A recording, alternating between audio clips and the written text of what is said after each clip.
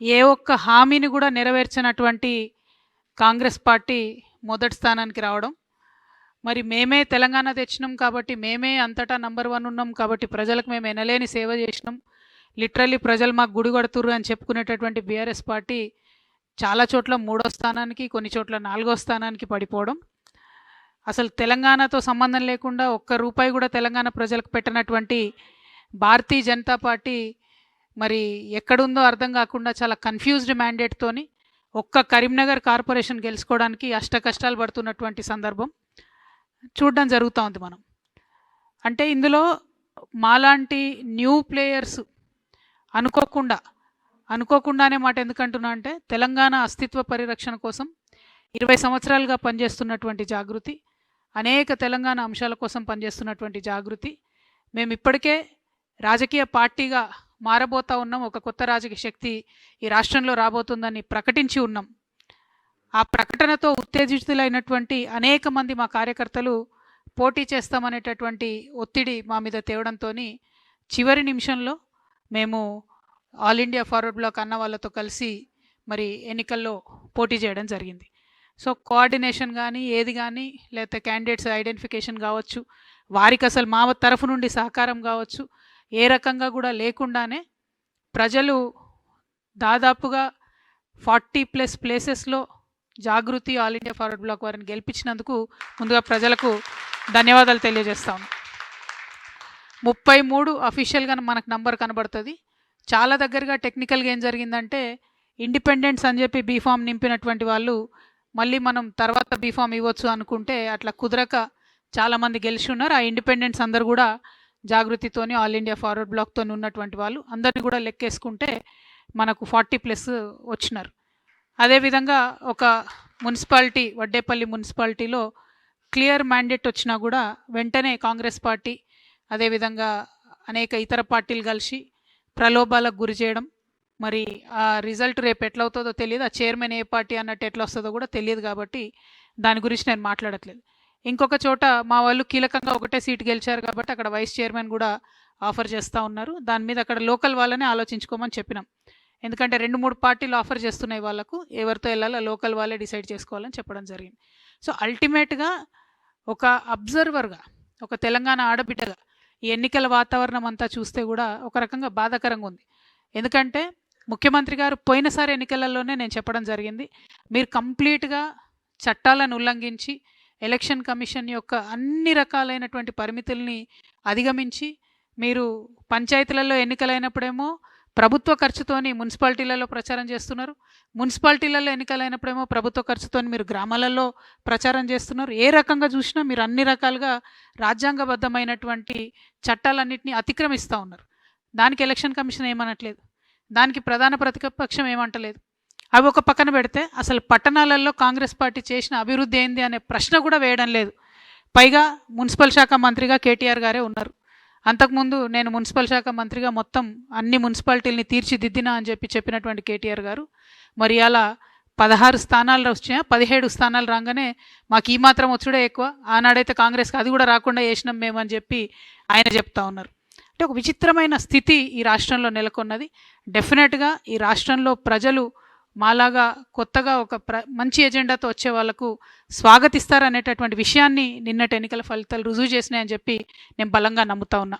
At the same time Congress party గౌరవ ముఖ్యమంత్రి గారు నిన్న మాట్లాడుకుంటూ నేనే రాజు నేనే మంత్రి అనేటటువంటి మాట మాట్లాడినారు. అంతేకాకుండా నేను 10.5 సంవత్సరాలు నేనే ముఖ్యమంత్రిగా ఉంటా, నాకు ఒక 6 నెలలు బోనస్ వస్తుంది అంటున్నాను. 6 నెలలు మీకు బోనస్ వచ్చడేమో కానీ రైతులు బోనస్ రాక ఏడుస్తున్నారు అక్కడ. ఆ ముచ్చట మాట్లాడండి ముఖ్యమంత్రి గారు మీరు. ఇంకో పక్కనేమో రాజగోపాల్ రెడ్డి గారు మంత్రి పదవి ఇస్తావా లేకపోతే ముఖ్యమంత్రి పదవి గుంజుకోవా అని ఆయన సవాల్ చేస్తుండు, బస్తీ మీద సవాలని. ముందు ఆ పనులు చూసుకోండి మీరు. ఈ రెండిటికన్నా ముఖ్యమైనది ఏంటంటే మీరు ప్రజలకు ఇచ్చినటువంటి వాగ్దానాన్ని దయచేసి దృష్టి పెట్టండి. బీఆర్ఎస్ పార్టీ అట్టర్గా ఫెయిల్ అయింది కాంగ్రెస్ పార్టీ యొక్క తప్పుల్ని ఎక్స్పోజ్ చేయడంలో. అందుకే కాంగ్రెస్ పార్టీకి ఈ మున్సిపాలిటీస్లో బెటర్ రిజల్ట్ వచ్చిందని నేను అనుకుంటా ఉన్నా. లేకపోతే ప్రజలు మాత్రం ఆల్టర్నేట్ లేక వేసిరు తప్పితే ఉండి కాదు. ఇక సరే, మనం రాజకీయ శక్తిగా వస్తామనగానే బీఆర్ఎస్ పార్టీ నుండి అనేక మంది సోషల్ మీడియాలో కావచ్చు, ఇంకో చోట కావచ్చు, రకరకాలుగా ట్రోలింగ్ చేస్తూ ఉన్నారు. వాళ్ళందరికీ నేను ఒకటే మాట చెప్తా ఉన్నా, ఎట్ సిర్ఫ్ ట్రైలర్ పిక్చర్ బాకీ. సో సో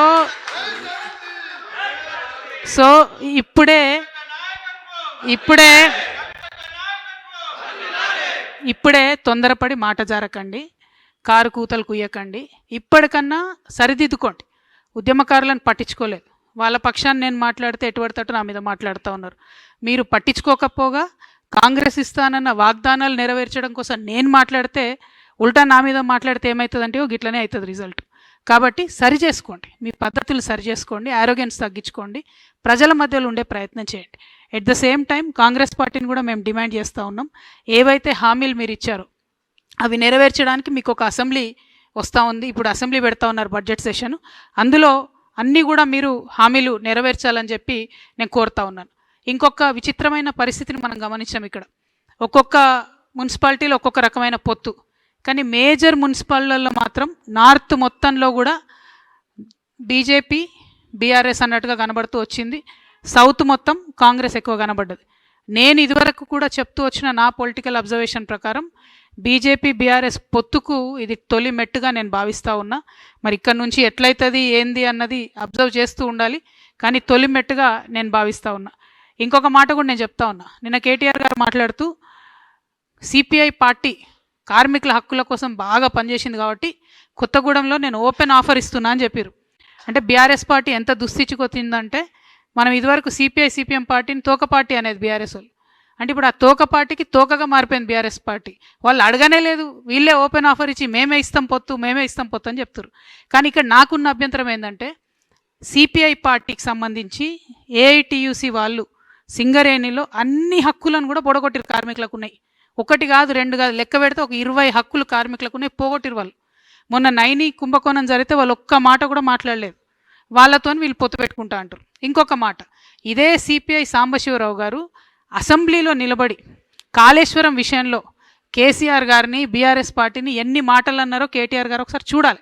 చూసినాక కూడా పొత్తు ఓపెన్ ఆఫర్ అంటే మరి ఆయన చేసిన ఆరోపణలన్నిటికీ బీఆర్ఎస్ పార్టీ ఒప్పుకున్నట్టు అవుతుంది. ఒకవేళ లోకల్గా ఎక్కడన్నా వాళ్ళది వాళ్ళు సరి చేసుకోవడం వేరు, కానీ బీఆర్ఎస్ యాజ్ ఎ పాలసీ సిపిఐతో మేము పొత్తు పెట్టుకుంటున్నాం, అది కూడా కార్మికుల హక్కుల కోసం అంటే మాత్రం ఇది నయవంచన. ఎందుకంటే సిపిఐ పార్టీ కంప్లీట్గా కాంగ్రెస్తోని మిలాఖత్ అయి ఉన్నది. ఈ 2 ఏళ్ళుగా వాళ్ళతో ఉన్నారు. మెడికల్ బోర్డు ఒక్కరోజు కూడా పెట్టలేదు సింగరేణిలో. సిపిఐ మాట్లాడదు, బీఆర్ఎస్ మాట్లాడదు. మళ్ళీ మాట్లాడితే జాగృతి మాట్లాడాలి, లేకపోతే హెచ్ఎంఎస్ రియాజ్ అన్న మాట్లాడాలి. అంటే కార్మికుల హక్కులు వాళ్ళకి అవసరం ఉన్నప్పుడు మాట్లాడరు, కానీ మీకు పొత్తులు వచ్చినప్పుడు ఒక కవరింగ్ లెక్క, ఒక షీల్డ్ లెక్క మాత్రం కార్మికుల హక్కులు అని మాట్లాడుకుంటే కార్మికులు నమ్మరు.